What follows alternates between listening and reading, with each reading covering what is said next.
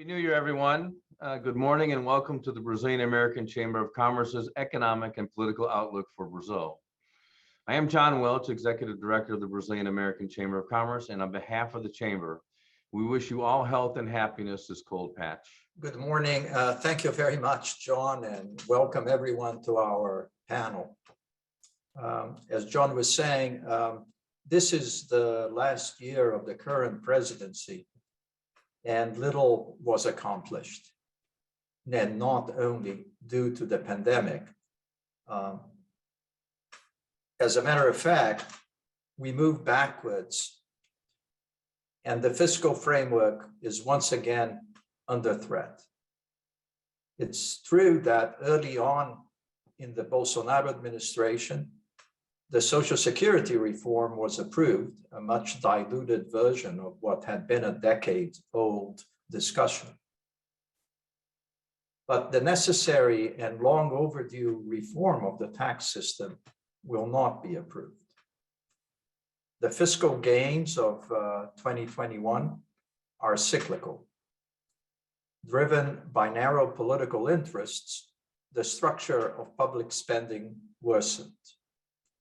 Shocks and adverse fiscal expectations moved inflation outside the target range. And on the macro side, it's an economy that I think can surprise on the upside because it's very cyclical on commodities in particular, and there's lots of savings still to be put to work, but it's the kind of outperformance that if it happens, won't move the dial. We are talking about an economy that can barely grow marginally above zero, and it's barely generating enough jobs to deal with demographics. So it's a bit disappointing, no question. On rates and monetary policy, the question is whether the central bank will basically signal the beginning of the end. And I think there is room to do so, signal that there are two more hikes and we bring rates close to 12% and then stop. But I think there is no incentive for any central bank actually to signal that strongly, to commit to it.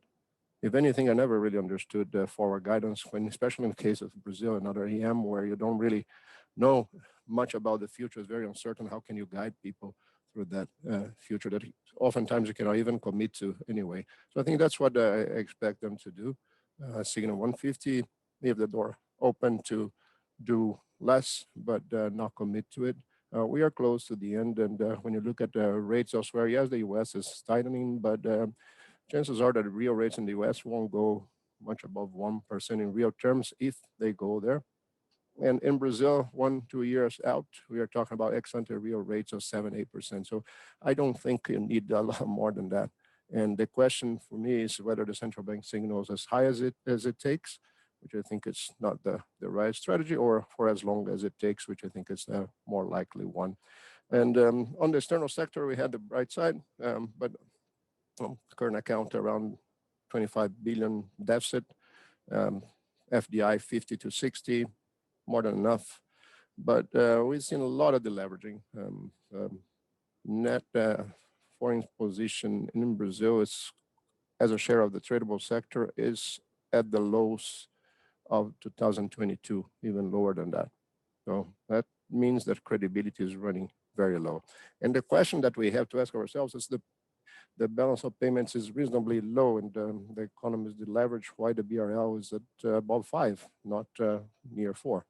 And that takes me to the last point I want to make, is that more than the macro, and we discussed the macro a lot, and I'm sure Pedro, Thiago, and Tina will touch on that. It's where Brazil goes. It's more than a macro crisis. I think it's a confidence crisis, a leadership crisis. That's at the core of the problem. We've been having leadership issues and not talking about the past 3-4 years. I'm talking about the past 40 or maybe 400, but let's make it short. Let's make it 40. I think Brazil spent 20 years in a military regime, and then 40 years fighting the ghost of the military regime. And it's been action and reaction since then, starting with the constitution that we all know defies logic, and it was more a reaction of what was coming before.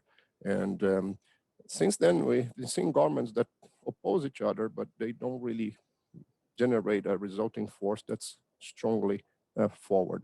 I think we have to, in the next election, what we should be looking for is a platform, a candidate, or a coalition that promises more than just this back and forth. Talking about the year 2022, I think it's interesting to think about it in a framework of organization or disorganization. If you see what happened in Brazil in the past, say, 20, 25 years, you can see about two episodes of growth, which coincided with the establishment or the observance of a fiscal regime. Brazil grew more or less 3% per year between 2003 and 2012, let's say. And it happened at a time in which you had a regime of primary surpluses, of a target of primary surpluses being observed. Typically, in periods in which there is a target being observed for the fiscal policy, you see Brazil growing at some rate. You see stable or decreasing inflation, stable or decreasing interest rates, and things more or less work.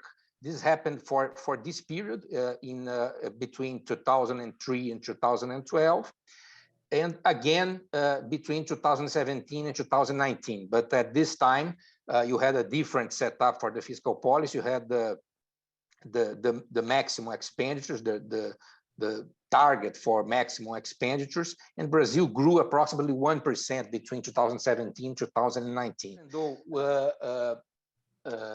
economists and market participants like to see what's going to be the forecast for the presidential election, I think we, unless something very different happens, we're going to end up stuck with a populist option, regardless of who exactly will be sitting there next year. And what are these populist, the populist setups? That is non-observance or fragile fiscal rules, populist measures to alleviate inflation, continuation or even expansion of entitlement programs. That has been the rule in the populist periods of Brazil, and it seems now that the country is getting really impoverished and sort of trapped into these populist options, regardless unless something very different happens. And even if that happens,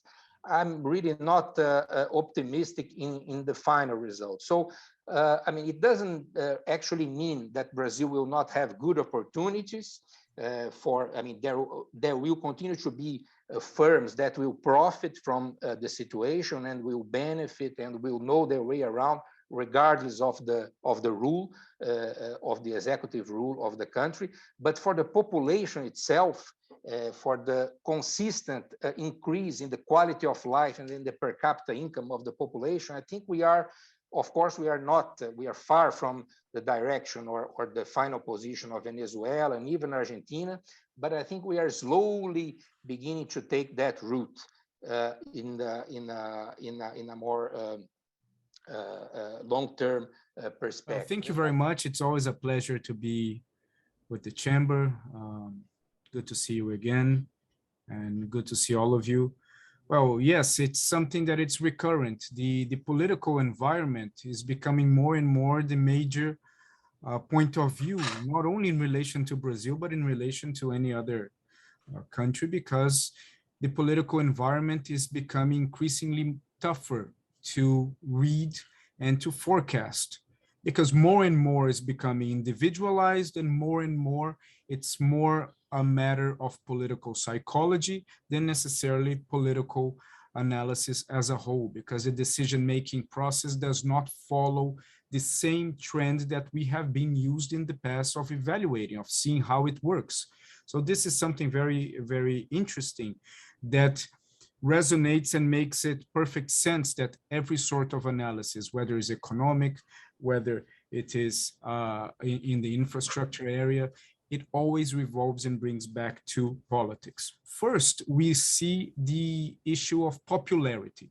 Okay, popularity is today the main driver for the decision-making process of the president, and also for everyone else who is aspiring to become a competitive candidate in the 2022 election.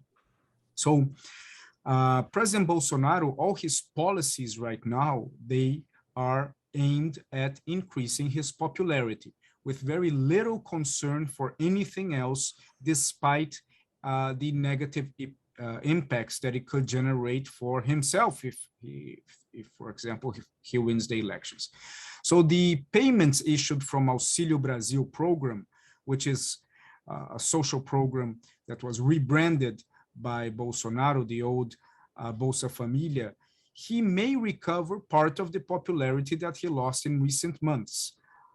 It is unsure whether this would be enough for him to go back as a condition of being in equal terms of dispute with former President Lula. But this is something very important, that this will bring an impact.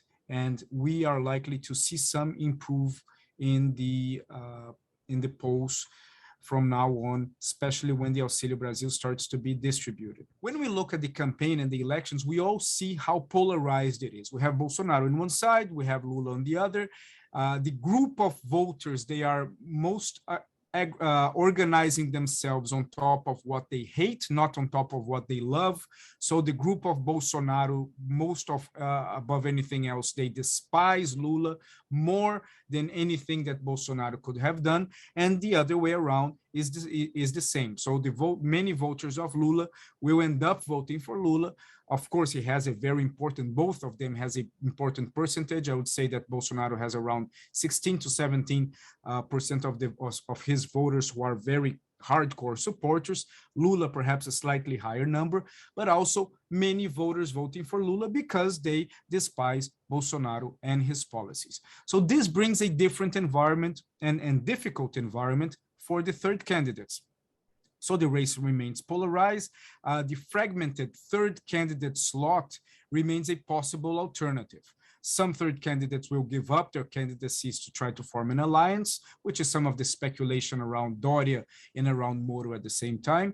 And many of the third candidates, they will have to overcome the challenge of creating a narrative which is capable of attracting votes from the core electorate and choosing which side they're going to attack the most. Of course, not attacking Lula or not attacking Bolsonaro can end up harming the narrative of these third candidates. The vice presidential decision is also something good. They are already looking for a VP that is capable of attracting votes, generally from the center. The conversations between Lula and Alckmin are progressing well, but also with some hiccups here and there. And Bolsonaro, as I mentioned, is very unlikely to choose Milton Mourão as a vice president again. Despite all those things, we still have some things in the legislative agenda. We have concessions and privatizations. By the end of 2022, the government expects to see the process in the concessions of 16 airports, including the Santos Dumont Airport in Rio and Congonhas in São Paulo, but also the concession of the ports of Santos and the port of Ferrogrão that connects Mato Grosso to Pará are also expected. Electoral, who is a major soap opera, the government hopes to approve the privatization of the company in the first quarter of this year. And the goal is to attract at least 260 billion reais in private investment to Brazil by the end of 2022. What we observe as credit investors, as sovereign credit investors, and I'm in the bond department, I don't deal with stocks, is that Brazil's debt to GDP, like most of the countries in our investment universe, ballooned during the pandemic, right? All around the world, this was true. So did Brazil do worse than other countries? I would say not particularly. Fortunately, Brazil is being currently bailed out somewhat by its renewed terms of trade boom. So across most of the countries that we look at, there's, well, at least the commodities oriented countries, they're having some benefit from the terms of trade turnaround, and Brazil is no exception. This go around, though, however, unlike, say, pre-GFC, this is not yet translating into a decline in the debt ratios. So when you start with a debt GDP at the level that Brazil is starting, you face some very unpleasant debt math, right? You need real growth to exceed the real interest rates, or you need to run a primary surplus. And what we observed earlier is none of those things is obtaining. Growth is poor. You know, the BCB is hiking rates. We'll probably hike again this week. What gamble BCP seems to have taken in the past is that they can make sharp hiking cycles that are short, right? And that's particularly important because the average maturity of Brazil's debt is among the lowest of any of the countries that I look at. So from a baking in a higher level of interest cost perspective, you want those cycles to be as short as possible if they're going to be a big hike cycle. So I would say that Brazil is not alone among the emerging markets facing this problem. And given where it is in a relative debt space, it's no worse. In terms of assets, again, I'm in the bond department. We look across assets in a few spaces. In sovereign dollar debt, I don't see anything particularly interesting in the curve in terms of relative value, although what I have noticed is Brazil's 10s, 30s curve has been steepening. It used to be around 50 basis points. We're about double that now, which is either a reflection of Brazil's future looking worse than its current, or just the flattening we've seen in the US Treasury curve, or some combination of both. For corporate credits, we tend to focus on quasi-sovereign credits, and there are some Petrobras bonds, for example, that are 150 basis points over the sovereign. We like those. There's some related Petrobras credits, the platforms that we like as well. We look at commodity corporates like Vale or Votorantim. These are very, very tight inside the sovereign, maybe 150 basis points. So even if we look at like a Gerdau or a Braskem, those aren't particularly wide to Petrobras, and at a push, we'd prefer a quasi-sovereign to a pure corporate. In local currency denominated debt, we generally like NTNs, and we prefer sort of 3 to 5 year sector, betting along with the market that the policy reversal will come quickly since they started aggressively in hiking. I agree with the other speakers that we're probably at the beginning of the end of the hiking cycle. And when we look at Brazil's rates in cross section against all of the other rates that we look at from around the global emerging markets, we have to make some assumptions about what that means for real rates. And when we do that, we use 6% inflation estimate. I think consensus is more like 5.25, but we try to be a little conservative on that score. In terms of thinking about relative value versus its peers, our credit assessment is that we agree with the rating agencies. Brazil is about a BB credit, which means it has credit fundamentals in line with places like South Africa and Turkey. Given market spreads, that in our estimation means that a 10-year spread should be around 300 basis points or so. Brazil's a little wide to that. If I look at 31s, we're near 340, and South Africa is a little tight to that. But a place like Turkey is very, very wide to that. It's more like 650 basis points. Now, Turkey is even more unpredictably governed than Brazil is these days. So that gives you some sense of what real political risk can look like in terms of sovereign spreads. Okay, thank you. I'll try to address both your questions, Paulo and Drausio. Regarding the budget, Paulo, I think this year the difficulty, I mean, not the difficulty, but the decision was made. They instituted like a large program there will be a mild primary deficit this year, but I think the biggest challenge will be beginning 2023. I mean, this year is going to be bad. I think the market expects some decrease in the revenues because the government is trying to implement or to alleviate the effects of inflation upon people's income, so that I mean they are trying to devise a way to lower taxes, but I mean and this might lower this the result of this year. But for next year, we're going to need like a new framework, right? A new pivot to this. Nobody knows if it's going to be refurbished expenditure ceiling or targets for primary deficits or primary surpluses or even for the debt. So nobody really knows. But the fact is that we ended the year with 80% total debt to GDP, gross debt to GDP. If I'm correct in terms of the decrease in GDP this year and the interest rate burden, by the end of this year, it's going to be 86%, the total debt to GDP. And to me, the most concerning issue is that nobody really knows what is the capacity of the country to grow. If there is a capacity to grow, as I mentioned in the first growth episode of the 25 past years, the average growth rate was 3%, but everybody knows the specific, very good and favorable conditions that enabled the country to grow that. And in the last episode, 3 years between 2017 and 19, 1% GDP growth. So what's going to be beginning 2023? I think nobody knows. And I think it's going to be very hard for any government to avoid a massive increase in taxes in order to at least send a temporary signal so that would put this debt to GDP on a more stabilizing path. I would say CPMF it's going to happen anyway. It's the only thing that can give you 1.5% of GDP increase in taxes very quickly.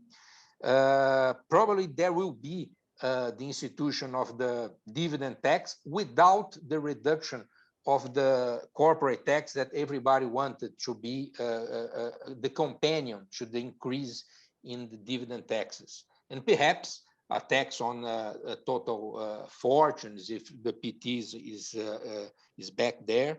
So this is going to be very, very tough, I think, for people and for corporates. I think when people realize that, I think corporates will suffer a lot. Sorry, Thiago, you're muted. Yeah. No. Yeah, the third, those candidates, they depend first on organizing themselves, and you have a lot of redundant candidates, which is something very similar to the opposition in Venezuela. You have 3-4 candidates that are identical, at least with an identical proposal of narratives. And when you are in a polarized mode, unfortunately, your views and ideas about the country, they are less important than your hate and anger towards the other. And this is where the trap for the third way candidates appear, which is when they start to grow, usually what they do is they identify through polls where they can get their votes from. So they can get their votes from Bolsonaro, from Lula. Ciro believes that he can get some votes from Lula. Doria and Moro believes they can get some votes from Bolsonaro, and also the universe in between.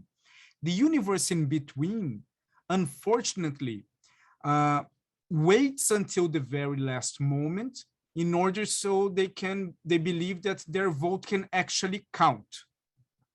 Okay, so they want to make a difference with that vote. When you have the Moro Doria group trying to bring voters from Bolsonaro and Ciro trying to get voters from Lula, the way that they can enter into that universe is by the level of aggressivity that they can show towards the other, towards the opponent or the other side of the spectrum. If they start to do this very well, Bolsonaro will temporarily shift his cannon away from Lula and aim at those candidates. And the same otherwise. So when you start growing because of the attacks, the massiveness of the attacks of the others redirects towards you. And these candidates, they have a problem that they do not have enough guns, coalition, nationwide presence, TV time, whatever it's going to be, in order to sustain a level of attack which a current mode of elections in Brazil demands, which is aggressivity. As I mentioned before, the voters, they are organized around what they hate, not around what they like, which was the past modus operandi of previous elections. Before we had voters organizing themselves in what they liked. I want this, I want that. Now is I fear this, or I accept anything but that. And this is an environment very tough for a third-way candidate. Thank you, Paulo. Yeah, the question was about privatization, but I think we need to have a whole webinar on privatization in Brazil. So anyway, thank you, Paulo, Drausio, Tina, Pedro, Thiago, for an absolutely excellent discussion. And thank you all for joining. Our next event is a webinar called Brazilian Renewables and the New Foreign Exchange Regime in Brazil after they change the regulations. That'll happen on February 8th at 9:30 a.m. Again, thank you all for coming, especially to our members. For those that are not, please watch the brief video that follows and consider joining the chamber. Until then, stay warm, healthy, and in good spirit.